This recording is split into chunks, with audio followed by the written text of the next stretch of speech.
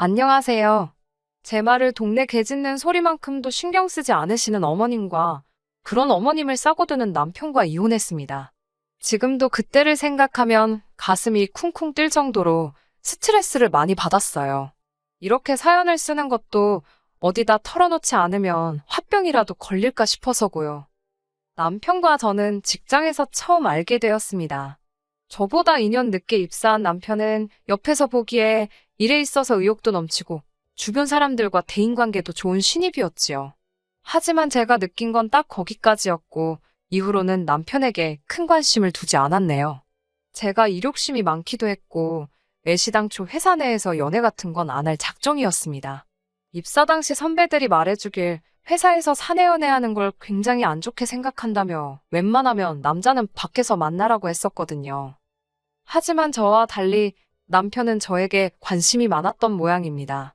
처음부터 저한테 대놓고 들이대는 건 아니라서 잘 몰랐는데 언젠가부터 주변에서들 남편이 저에 대해 묻고 다닌다며 귀뜸을 해주더라고요.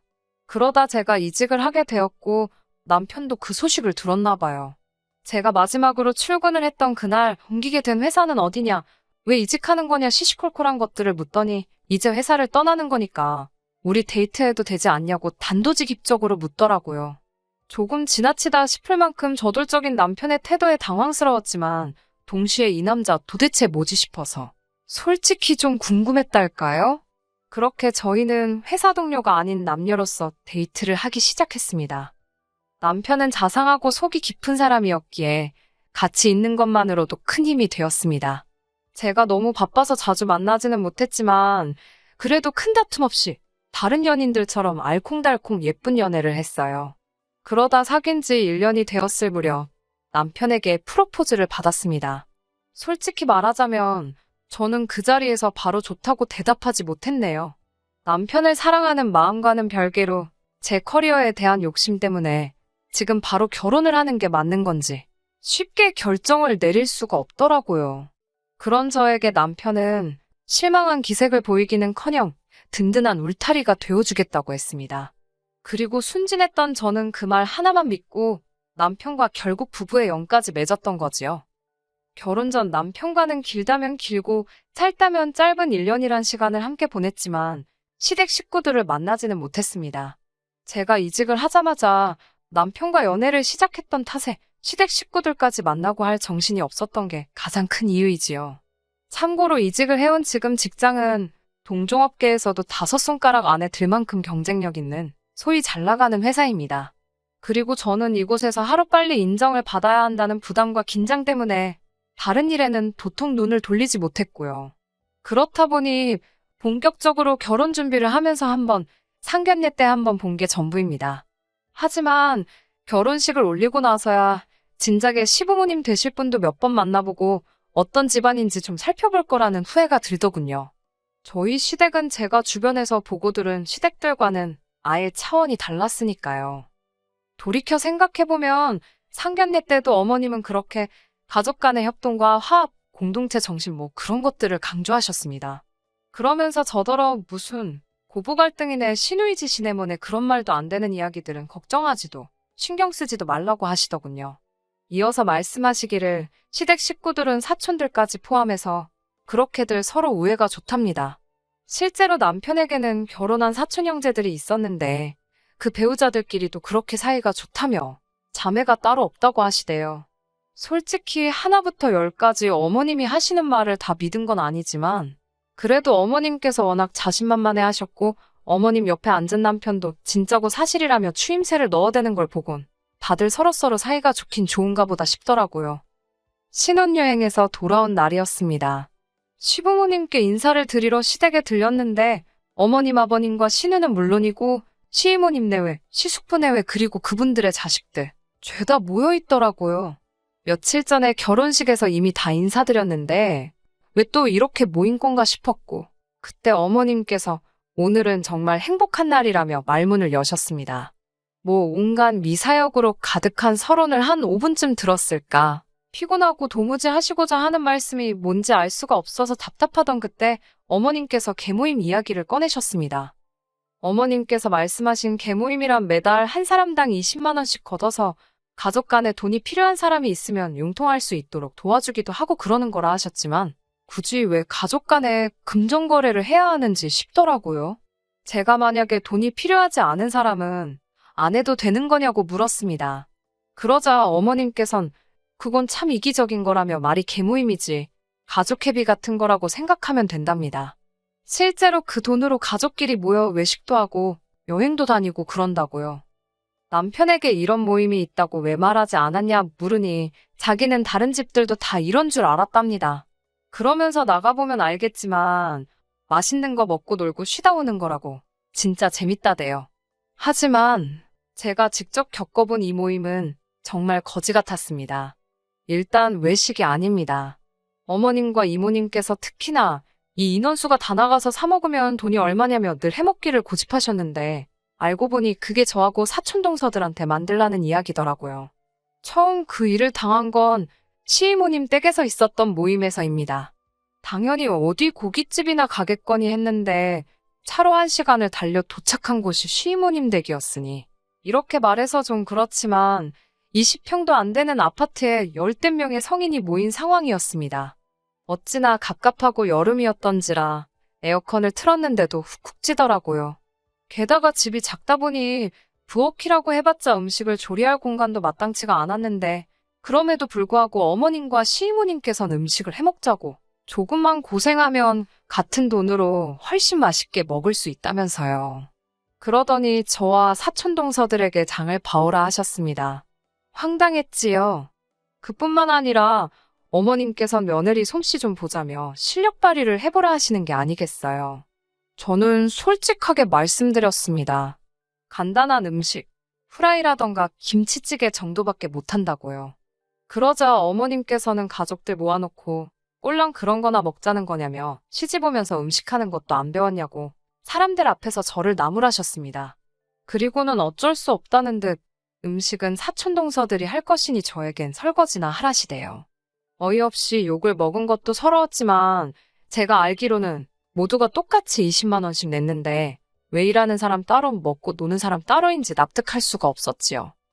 이런 모임이 두어 번 더 반복되었을 땐 더는 참을 수가 없었습니다.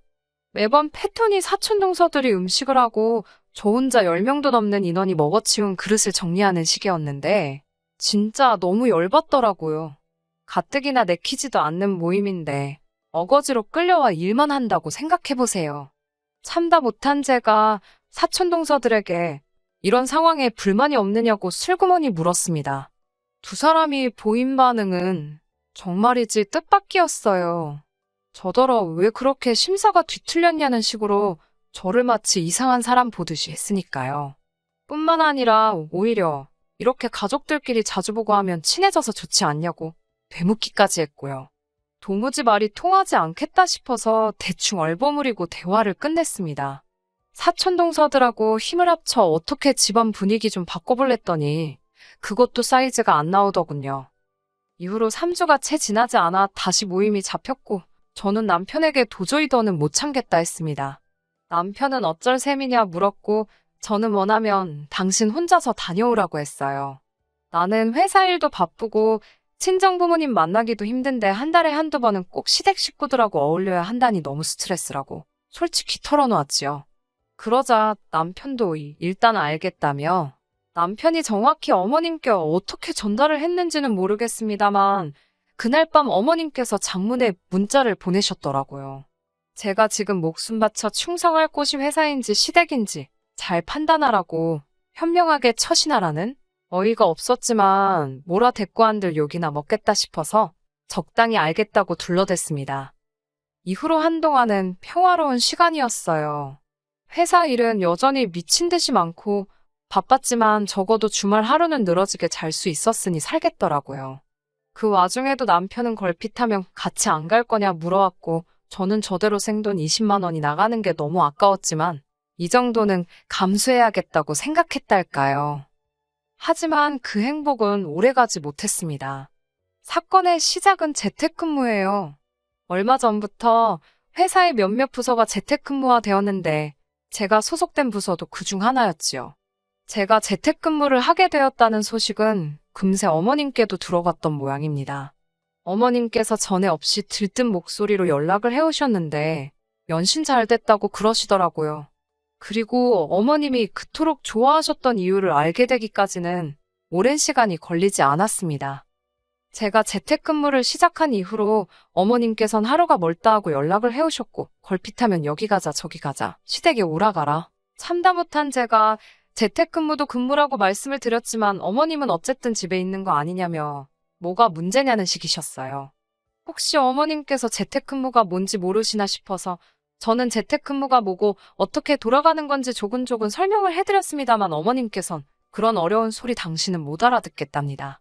컴퓨터만 켜놓으면 쥐들이 어떻게 아냐고 우기시는데 저는 어떻게 설명해야 할지도 모르겠어서 집 밖으로 나가면 회사에서 돈을 안 준다고 그냥 그렇게 말씀드렸습니다. 그러자 어머님께서는 오기 싫다는 소리를 아주 어렵게도 한다면서 잘 알겠다고 저더러 핑계도 좋다고 빈정거리셨지요. 기분은 찜찜했지만 적어도 이 정도 했으면 어머님이 더는 저를 괴롭히지 않으실 거라 생각했습니다. 그런데 다시 한 2주쯤 지났을까 어머님께서 이번 개모임은 저희 집에서 하기로 했다고 통보를 해오셨어요. 저는 당연히 안 된다고 말씀드렸습니다. 집에서 일을 하다 보니 업무에 관련된 자료도 집에 너무 많이 와 있었고 이걸 지금 다 치울 방법이 없다고. 차라리 식당으로 가시면 제가 어느 정도 보태드리겠다 했습니다. 하지만 어머님께서는 너야말로 네 시애미 체면은 생각도 안 하냐면서 당신 형제들 보기가 남부끄럽답니다. 시이모나 시삼촌 자식들은 사위고 며느리고 다 와서 하하호 즐겁게 어울리다 가는데 저만 왜 이렇게 삐딱선을 타는지 모르겠다고요. 저는 연신 죄송하다 소리만 하면서 그래도 저희 집으로 오시는 건 안 된다고 말씀드렸습니다. 제 나름대로 강하게 선을 그었어요. 설마 무대뽀처럼 들이닥치는 건 아니시겠지. 그때만 하더라도 그 정도의 믿음은 있었지요. 하지만 설마 했던 일이 벌어졌습니다. 금요일 오전부터 몸이 너무 아파서 재택인데도 불구하고 병가를 낼 수밖에 없었습니다. 남편은 출장 중이었기 때문에 새벽에는 혼자 간신히 운전해서 응급실까지 다녀왔고요. 그래도 링거라도 한 방 맞고 온 덕분인지 토요일 11시쯤 되어서 간신히 눈을 뜰 수 있었고 뭐라도 먹어야지 싶어서 냉장고를 뒤적이는데 어머님께서 전화를 걸어오셨습니다. 1시간이면 도착하신다며 손님 맞을 준비를 하라나요. 황당하고 어이가 없는 상황에 뭐라 할 말도 없었지만 이대로 당할 수는 없었습니다.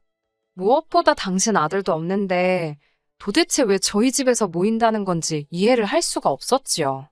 시간을 확인할 새도 없이 남편에게 전화를 걸었습니다. 그런데 남편에게 상황 설명을 하니 무슨 재밌는 이야기라도 들은 듯 웃더라고요. 제가 장난하지 말고 빨리 어머님께 전화드려서 돌아가시라고 하라고. 지금 1시간 내로 수습할 수가 없다. 집도 너무 지저분하고 나 오늘 정말 아프고 피곤해서 음식 못한다고. 그런데 남편이 한다는 소리가 일단 진통제라도 먹으랍니다. 가족들을 헛걸음하게 할 수는 없지 않냐면서요. 남편이 진짜 말이라도 내가 어머님께 잘 이야기해보겠다. 일단 몸부터 챙겨라 이런 식으로 했다면 저희가 이혼까지 하는 일은 없었을 겁니다. 하지만 남편의 어이없는 반응에 저도 정말 화가 나더라고요. 저는 절대로 안 열어드릴 거라고 헛걸음 하시든지 말든지 나는 모른다고 분명히 안 된다고 했는데 왜 들이닥치시는 거냐고 소리를 질렀습니다. 남편은 왜 자기한테 난리냐며 그러면 저더러 알아서 막아보랍니다. 제가 안 열어드리면 자기가 비밀번호를 알려드릴 거라면서 일 크게 만들지 말라나요. 그리고 자기도 지금 출장 중이고 일하는 중이니 이런 일로 연락하지 말라대요. 식구들 챙기고 하는 건 며느리가 할 도리 아니냐면서요. 남편의 개소리를 듣고 있으니 내가 뭐에 씌어서 이런 인간이랑 결혼을 했나 싶은 회의감이 밀려왔습니다. 저는 일단 현관 비밀번호부터 바꿔버렸어요. 그리고 어머님께 전화를 드렸습니다. 제가 너무 아파서 안 된다고 하니 집에서 컴퓨터만 하는데 왜 아프냐며 전부터 제가 핑계가 많고 거짓말을 밥 먹듯이 한다며? 이런 쓸데없는 소리할 시간에 집이나 치우랍니다. 당신 얼굴에 먹칠하지 말라나요. 남편과 어머님, 두 사람에게 쌍으로 싫은 소리를 들으니 기분이 어찌나 나쁘던지 분해서 이를 갈고 있는데 누군가 초인종을 누르더군요. 내다보니 아니나 다를까 어머님이셨습니다. 저는 죽은 듯이 아무런 소리도 내지 않았어요. 그러자 이번엔 현관을 두들기기 시작하셨습니다. 계속해서 인터폰으로 밖을 내다보는데 시부모님뿐만 아니라 그 많은 시댁 식구들이 다 왔더라고요. 어이가 없어서 정말 제 이야기는 귓등으로도 안 들으셨구나 싶어서 헛웃음이 다 나대요. 그때 급기야 삑삑삑삑 어머님께서 비밀번호를 누르시기 시작하셨습니다. 암만 시도하시면 뭐하나요? 제가 바꿔버렸는걸. 한다섯 번 틀리니까 현관에서 시끄러운 알람 소리가 울려대기 시작했고 급기야 옆집에서 인터폰을 한 건지 경비 아저씨까지 올라오셨더군요. 전 계속 아무 소리도 내지 않고 있었습니다만 어머님의 쩌렁쩌렁한 목소리 덕분에 상황이 어떻게 돌아가는지 파악이 다 되었습니다. 경비 아저씨께선 여기 거주하시는 분도 아닌데 이러시면 안 된다. 경찰 불러야 한다고 경고를 주고 계셨고 어머님은 내 아들 집이라며 고래고래 소리를 지르시고 그렇게 한 시간은 지났을까요? 실랑이 끝에 다들 포기하고 돌아가는 것 같았습니다. 그때 어머님께서 또다시 전화를 걸어오셨고 이번엔 받았지요. 어머님께서 다짜고짜 저더러 지금 이게 뭐하는 짓이냐며 욕을 하시길래 전 지금 집에 없다. 제가 분명히 오지 마시라 하지 않았냐고 받아쳤네요. 그러자 세상천지 저 같은 며느리가 어디 있냐며 저더러 패급 며느리랍니다. 공짜로 줘도 안 데려다 쓸 며느리라나. 그러면서 제가 당신 얼굴에 똥칠하고 식구들 시간 낭비하게 한괘심재라며 이번 회비로 100만 원을 내라시대요. 어이가 없어서 저는 어머님께 경찰 안 부른 걸 다행인 줄 아시라고 쏘아붙였습니다.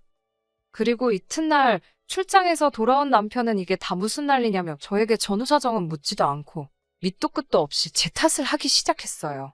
어머님이 아기가 있어서 그러신 것도 아니고 이제 제가 한 가족이 된 만큼 다른 식구들하고 친해졌으면 하는 마음에 그러시는 건데 그거 하나 못 맞춰드려서 이 소동을 일으키냐고요. 그런 남편에게 제가 친해지긴 뭘 친해지냐고 나는 가서 밥도 먹는 둥 마는 둥에 설거지만 하고 온다고 평일 내내 일하느라 힘들어 죽겠는데 그거 하루 쉬는 것도 시댁 식구들하고 불편하게 고생스럽게 보내는데 뭐가 친해지는 거냐고 소리를 질렀어요. 그러자 남편이 재수씨들은 아무 불만도 없다던데 거긴 맨날 생글생글인데 저만 왜 이러냐입니다. 회사에선 그렇게 묵묵히 맡은 일 잘하고 그래서 좋게 봤던 건데 왜 이렇게 불만이 많냐고 자기가 속았다나요? 그러면서도 이 개모임에 아무나 들어오는 거 아니라고 우리 가족이라는 걸 인정해주는 거라면서 영광스럽다 생각하면 안 되겠냐입니다. 영광 같은 소리 하네. 저도 모르게 그런 말이 절로 나왔습니다.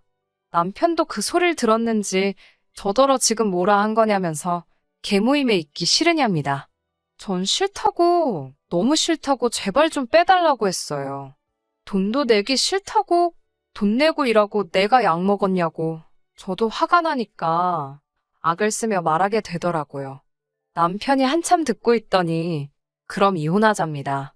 자기는 제가 이렇게 불만이 많고 가족 간의 불화를 야기하는 걸 가만히 보고 있을 수는 없다나요? 저도 에라 모르겠다 싶어서 그러자 했어요. 막말로 애가 딸린 것도 아니고 저도 손해볼 것 없었는걸요? 그렇게 남편과 완전히 갈라서게 되었습니다. 막상 결정을 내리고 나니까 그 다음부터는 그냥 시간이 걸려서 그렇지 어려울 건 없더라고요. 짜증나고 성가신 과정이 있긴 했지만 어거지로 뜯겼던 그놈의 갯돈도 받아냈어요. 어이없던 건 이혼하고 나서 동서들한테 연락을 받았는데요. 한다는 소리가 좋겠다며 부럽답니다. 못하면 니들도 들이받으라고 한 소리 해줄까 하다가 냅뒀습니다. 지 팔자 지가 알아서 하는 거지요, 뭐. 저도 앞으로는 다시는 팔자가 꼬이지 않도록 정신 바짝 차리고 살아야겠어요. 끝까지 들어주셔서 감사합니다. 오늘의 사연은 여기까지입니다. 구독과 좋아요, 알람 설정 부탁드리고 더 좋은 사연으로 다시 찾아뵙겠습니다. 감사합니다.